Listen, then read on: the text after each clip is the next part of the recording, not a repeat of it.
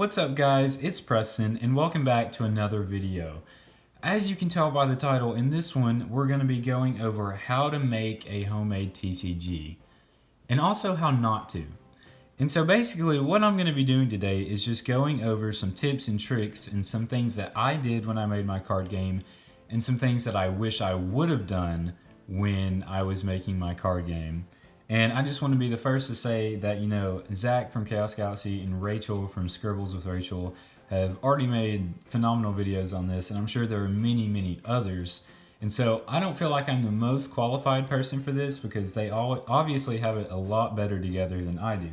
But nevertheless, this is one of the topics that is always brought up when I ask for video suggestions. So I figured that I would finally make one of these things. And so I'm just going to jump right on into it. And so the first suggestion I have when you are wanting to make your own homemade TCG is come up with a concept. And I sort of did do this myself. Some concepts might be, is it going to be fantasy themed? Is it going to be futuristic themed, set in the future with a bunch of electronics and aliens? Is it going to revolve around creatures? Is it going to revolve more around humans? Is there going to be fighting? Is there going to be magic? Or is it going to be more resources and building and like trying to maybe make a city and gather resources and, I don't know, destroy your other enemy city? Like, just come up with a concept and build out from there and start with something simple. So as you can see here, we have a bunch of different cards and a bunch of different styles. And it kind of is the timeline of the Call to Battle game that is right now exists. And so these up here are some of the first cards I made, and I think I started these around 2013, so like 6 years ago. And I knew from the get-go that I wanted my game to involve creatures, I wanted it to be very fantasy-like, and I wanted it to have like a magical aspect to it. And so what I did back then is I just sat down and started drawing out cards. Like this one right here was the first card that I made. It has a name, it has a type and everything like that. And so I had that first step done, the concept. I knew sort of the theme for my game, what I wanted it to be. And that brings us into number 2, write rules first. And this is something that I did not do right up until these cards right here. And so for probably 5 years, I was making cards without a set written rules. Like I had some rules in my head that I was playing around with, but I didn't play test them. I didn't write them down so that they were set in stone. And I was just making these cards around rules that I thought would work well. But what you need to do is you need to write down some rules.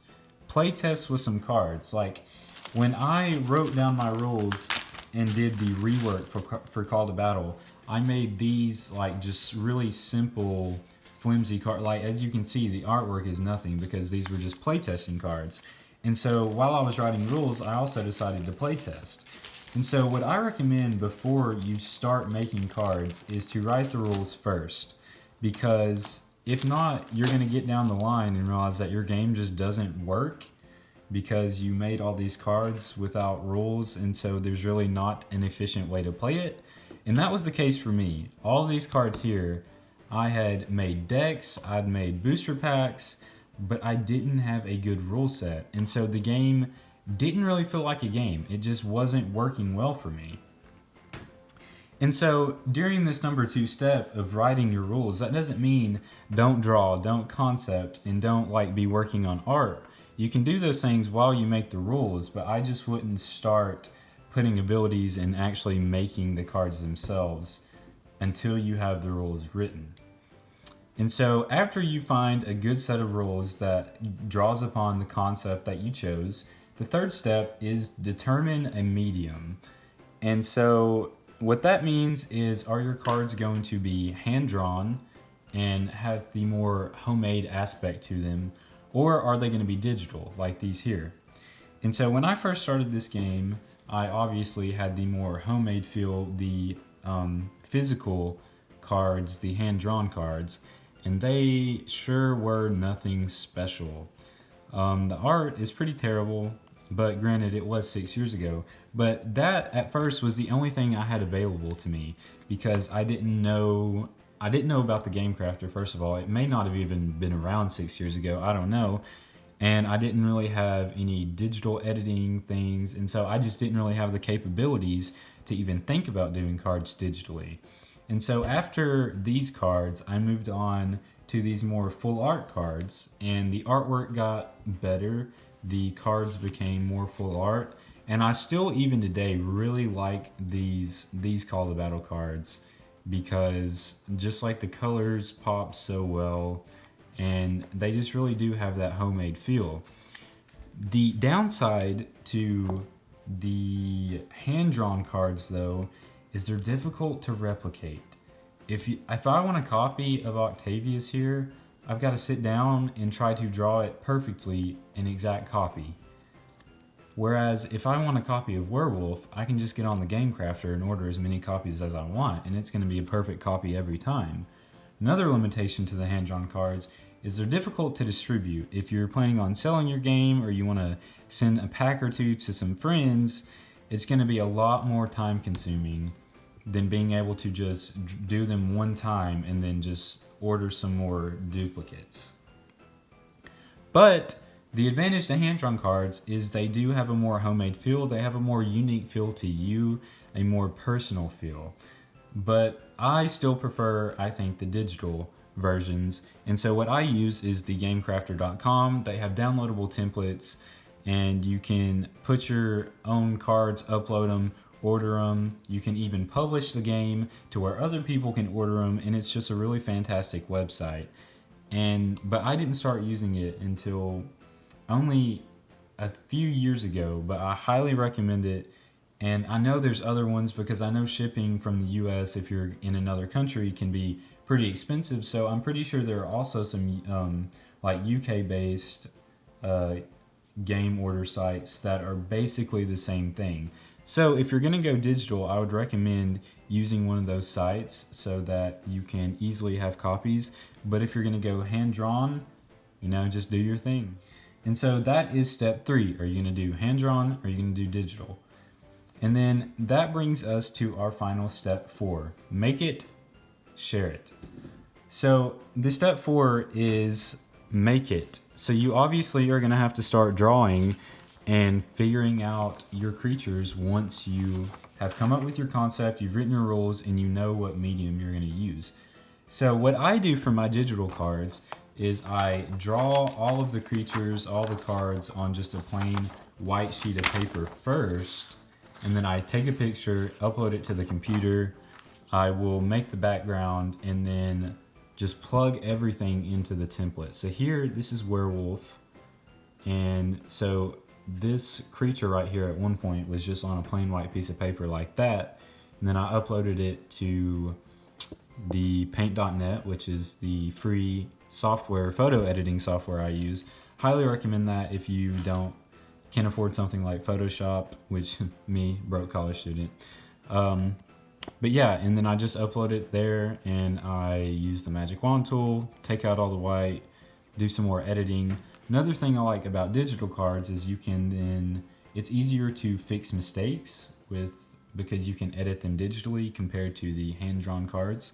But if you're going hand-drawn, you can either cut out, I recommend the 2.5 by 3.5 size card because that's like the standard poker size card. That's what most people use in their TCG. And so you can either cut them out from something like poster board or mixed media paper, or you can actually order artist trading cards, which are just blank cards, like blank white cards that are already pre-cut 2.5 by 3.5 for you. And I think that's actually what all of these were artist trading cards that I just turned into a TCG. And so yeah, from there, the possibilities are endless. Once you know what you're gonna create, once you have some rules to go by, which again was my mistake because I made, how many cards was it? Around 140 cards, and then realized that my game just was not cohesive at all. And so I took about a year to rework the whole thing. Okay, not a year. Probably about 6 months to rework the whole game, and then came up with something that I'm very proud of. And as you can see, my game has progressed a lot through the years, from these cards to this card, and then even from these, like Drac Tool down here at the bottom. Like, these are really similar, but I feel like the one on the right is a lot cleaner, and it just feels a lot better too. And the backs are different as well. And so that's one thing I would also like to recommend as part of the tips and tricks is don't be afraid to let your game change. You know, if you're not happy with something, only you have the power to change it. And so for a long time, I knew that I wasn't happy with this version of the game, but I just kept going with it and going with it, thinking, oh, it'll be okay, it'll get better. But then I ended up never being happy until I changed it. And the last tip I have for you is when you're making a homemade TCG, don't burn yourself out, because that's also a very big problem that I ran into and even still sometimes run into.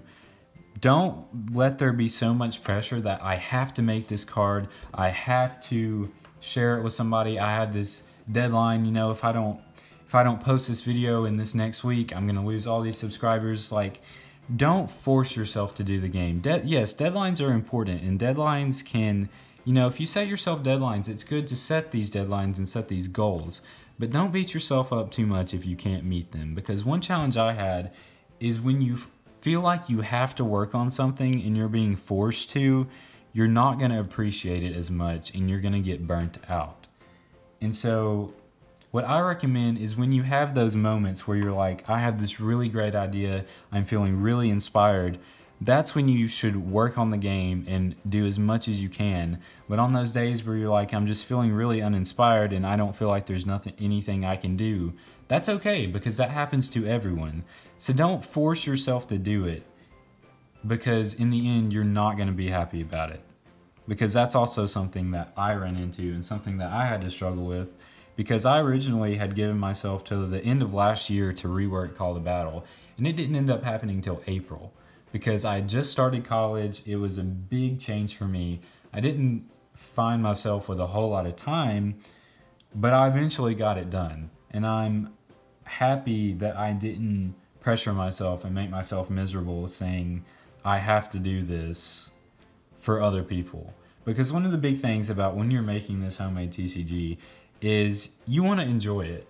It's something that you want to do, and so don't let other people make you not enjoy making this game. And so the last part of number 4 is after you make it, share it. Whether it be on YouTube, Instagram, you know, let other people see your work, because it's a great way to inspire others. It's a great way to sometimes get constructive criticism, but also it's very encouraging when you make something and someone says, oh, that's so awesome, I really like what you did here. And it just really encourages you and pushes you to do more and do better and enhance that creativity even more. And so I hope this video has helped some of you. These are some things that I did, some things I didn't do, some things I wish I would have done, and just some tips and tricks that I have for you guys when you're making your homemade TCG. I would just like to end by saying, if you would like to get some Call to Battle cards, you know, gotta do some self-promotion, I'll just stick a link down to the Game Crafter. There are 2 starter decks and a booster pack, and so you can check those out if you want to. Gonna leave it at that. But I just want to thank you guys so much for watching. I hope something in this video was helpful at least.